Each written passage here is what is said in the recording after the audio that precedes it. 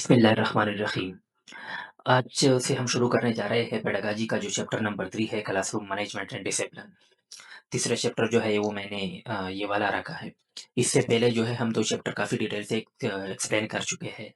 Detailed concept plus MCQs के सारे point जो कि पास्ट पेपर में भी रिपीट हुए हैं और इसके अलावा हर एक टॉपिक में जितने भी एमसीक्यूज़ पार्ट है वो ऑलरेडी हमने डिस्कस किए हैं। एजुकेशन सिस्टम इन पाकिस्तान ये पहला चैप्टर था और दूसरा मशहूर इम्पोर्टेंट चैप्टर एजुकेशन साइकोलॉजी को हम बड़ी डिटेल के साथ जो है कंप्लीट कर चुके हैं। इसके बाद जो नेक्स्ट चैप्टर है chapter number 3 classroom management and discipline. सबसे पहले पढ़ते हैं क्लासरूम मैनेजमेंट में क्लासरूम एनवायरनमेंट क्या होता है। Classroom environment refer to the physical, social and psychological condition of a classroom that affects teaching and learning। देखिए क्लास में 3 चीज़ें बड़ी इंपॉर्टेंट है क्लासरूम इन्वायरमेंट में। Physical, social and psychological condition. Class physically कैसा है, सोशली कैसा है और साइकोलॉजिकली, ये 3 कंडीशन बड़ी इंपॉर्टेंट है इन द क्लास इन्वायरमेंट। तो ये 3 एस्पेक्ट हैं, इनकी बुनियाद पर हम क्लासरूम मैनेजमेंट को इन्वायरमेंट को जो है सॉरी इन्वायरमेंट को जो है हम जज करते हैं। Simply आप सीखेंगे overall atmosphere in which student learn. ये क्लास की पूरी जो ओवरऑल एनवायरनमेंट है, एटमॉस्फेयर है, इसको क्लासरूम एनवायरनमेंट कहा जाता है। आइडियल क्लासरूम एनवायरनमेंट की क्या-क्या ख़ुसूसियात है, क्या-क्या होनी चाहिए? A good classroom environment is सबसे पहले क्लीन होना चाहिए। देखिए फिज़िकल की हम बात कर रहे हैं। स्टार्ट में डेफिनिशन में मैंने 3 चीज़ें आपको बताई है, एक-एक करके मैं बताऊँगा। पहला फिज़िकल एस्पेक्ट है, दूसरा सोशल एस्पेक्ट है और तीसरा जो है साइकोलॉजिकल एस्पेक्ट है। आगे जो है ये 3 कंडीशन जो है एस्पेक्ट जो है हर एक को जो है हम अलग-अलग से देखें। क्लीन होना चाहिए, फिज़िकल एस्पेक्ट है, डस्ट, ट्रैश, क्लटर और हेल्दी लर्निंग स्पेस होना चाहिए। ये ऊपर डस्ट, ट्रश, क्लटर ये नहीं होना चाहिए। ऑर्गेनाइज्ड होना चाहिए, proper arrangement of desk, board, material, हर एक चीज़ को अपनी जगह पे होनी चाहिए। ये हो गई, ये 2 क्या है फिज़िकल कंडीशन। फिर आते हैं सोशल कंडीशन पे। स्टूडेंट जो है वो फ्रेंडली होने चाहिए, comfortable for student, encourage participation and positive respectful environment होना चाहिए। Importance of classroom environment. क्यों क्लासरूम जो है क्लासरूम इन्वायरमेंट जो है हम पेडागॉजी में पढ़ते हैं, क्यों ज़रूरी है, इसकी अहमियत क्या है? क्योंकि क्लासरूम इन्वायरमेंट जो है ये अगर अच्छा हो तो ये इम्प्रूव करता है स्टूडेंट कंसंट्रेशन को, इसके अलावा मोटिवेशन को इंक्रीज करता है, बढ़ाता है, एनहांस करता है लर्निंग आउटकम को, इसके अलावा रिड्यूस करता है डिसिप्लिन प्रॉब्लम्स को and build positive teacher student relationship. ये खुद सारे आप वैसे भी ये सब कुछ जो है आपके ज़हन में होना चाहिए कि सपोर्टिव एनवायरनमेंट में ये सब कुछ होता है। एमसीक्यूज़ पॉइंट पे आते हैं जो हमारी मेन चीज़ें होती हैं। Classroom environment mean learning atmosphere. 3 aspect मैंने बताए हैं, physical, social and psychological condition of a classroom. Ideal classroom environment clean भी हो, ऑर्गेनाइज भी हो और स्टूडेंट फ्रेंडली भी हो। 3 चीज़ें बड़ी ज़रूरी हैं। Good environment improve learning and motivation and student classroom environment affect student behaviour and performance. अगले आगे जाते हैं। सिटिंग अरेंजमेंट क्या है? पहला हो गया क्लासरूम एनवायरनमेंट, दूसरी टर्मिनोलॉजी है what is sitting arrangement. Sitting arrangement का मतलब ये है कि किस तरीके से जो है एक क्लासरूम के अंदर जो है बच्चे यानी स्टूडेंट जो है वो बैठे हुए हैं।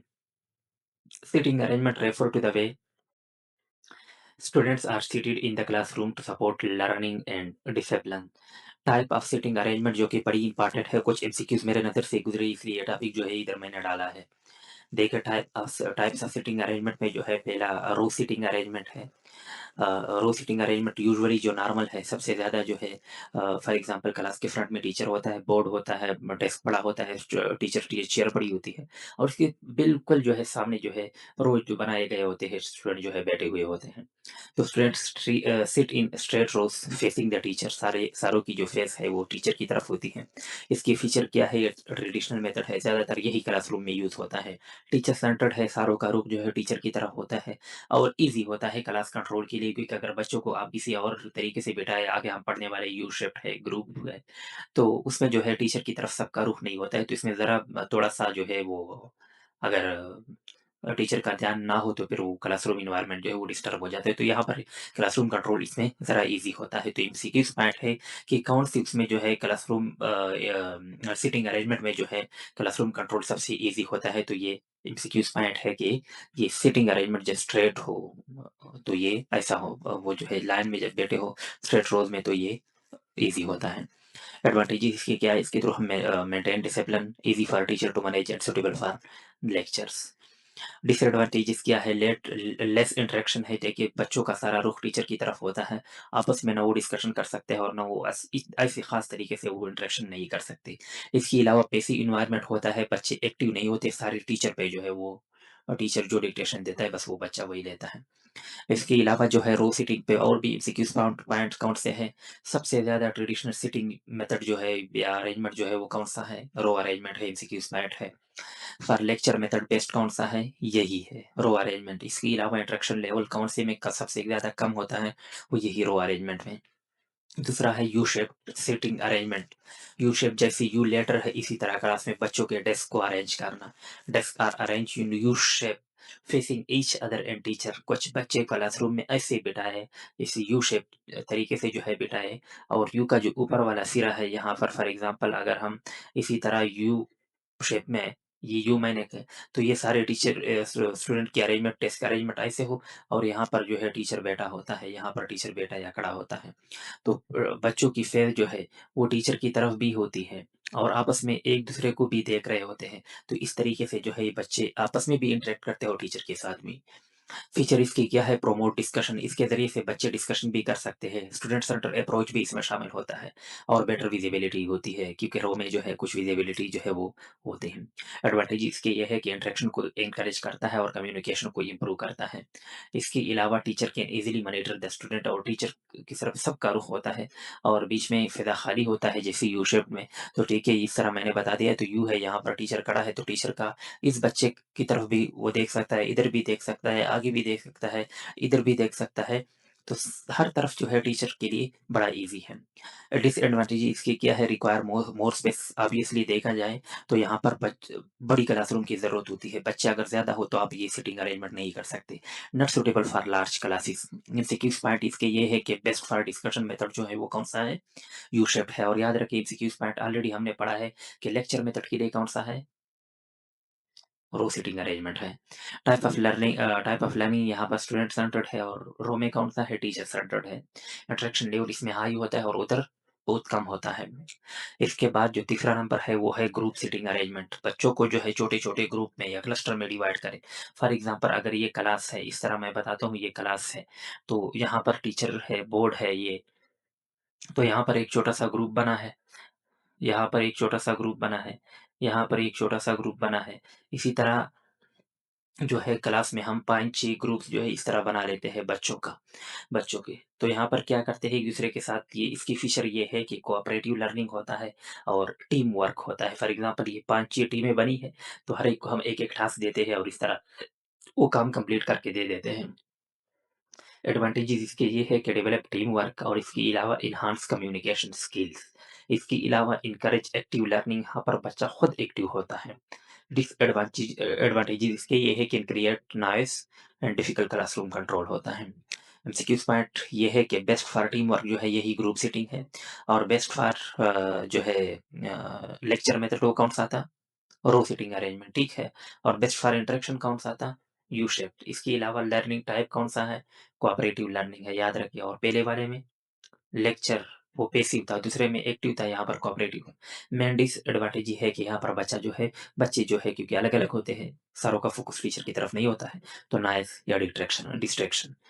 कंपैरिजन करते हैं तीनों का, जो है रो में जो है type focus and best for. तो रो जो है तो डिसिप्लिन को फ़ोकस किया जाता है, जब आपका फ़ोकस जो डिसिप्लिन पे हो तो आप बच्चों को रो में बिठाएँ, और लेक्चर मेथड के लिए बेस्ट है। इसके अलावा यूट्यूब जो है इंटरेक्शन के लिए, इंटरेक्शन पे फ़ोकस किया जाता है और डिस्कशन के लिए बेस्ट है। ग्रुप जो है कोऑपरेशन पे फ़ोकस किया जाता है और एक्टिविटीज़ के लिए जो है ये बेस्ट है। एमसीक्यूज़ पॉइंट जल्दी-जल्दी जो है कुछ और भी रिवाइज़ करते हैं। ये 2 टॉपिक हमने पढ़े हैं, क्लासरूम एनवायरनमेंट और इसके अलावा सीटिंग अरेंजमेंट, तो इसमें जो है ये रिवीजन जल्दी कर लेते हैं।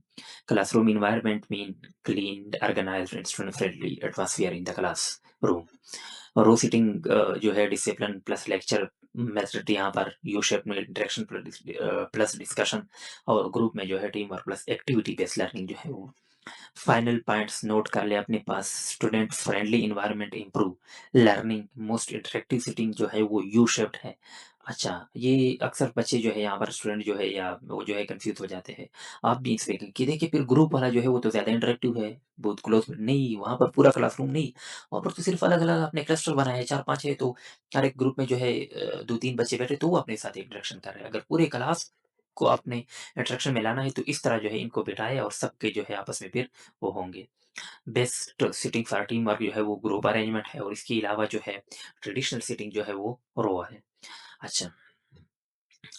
तो इसके बाद जो है इंशाल्लाह हम नेक्स्ट लेक्चर में पढ़ने वाले हैं कि डिसिप्लिन टेक्निक्स है जिसमें ये जो है असल में इसमें एजुकेशनल साइकोलॉजी को भी थोड़ा-सा मर्ज करेंगे और क्लासरूम मैनेजमेंट में जो है एजुकेशनल साइकोलॉजी का किरदार ये चीज़ें जो है रिइंफोर्समेंट ये चीज़ें जो है हम ज़रा जो है डिटेल से पढ़ने वाले हैं। तो ये था पहला lecture of the classroom management chapter number 3 का। इसके बाद नेक्स्ट वीडियो में इंशाल्लाह हम मिलेंगे और अगर आपको पीडीएफ में ये नोट्स चाहिए तो दिए गए ये व्हाट्सएप नंबर है, इस पे आप राब्ता कर सकते हैं। इसके अलावा पेज को फेसबुक पे, इंस्टाग्राम पे, टिकटॉक पे जो है इसके पेजेस अवेलेबल है, आप उसको फॉलो करें ताकि वहाँ पर भी आपको पीडीएफ फॉर्म में या पिक्चर फॉर्म में एमसीक्यूज़ वगैरह जो है मिलते रहे और यूट्यूब को ज़रूर सब्सक्राइब करें। बेल आइकन की बटन को ज़रूर दबाइए ताकि हर नई आने वाली वीडियो आपको बर वक़्त मिल सके। आज के इतना काफ़ी है। अल्लाह हाफ़िज़।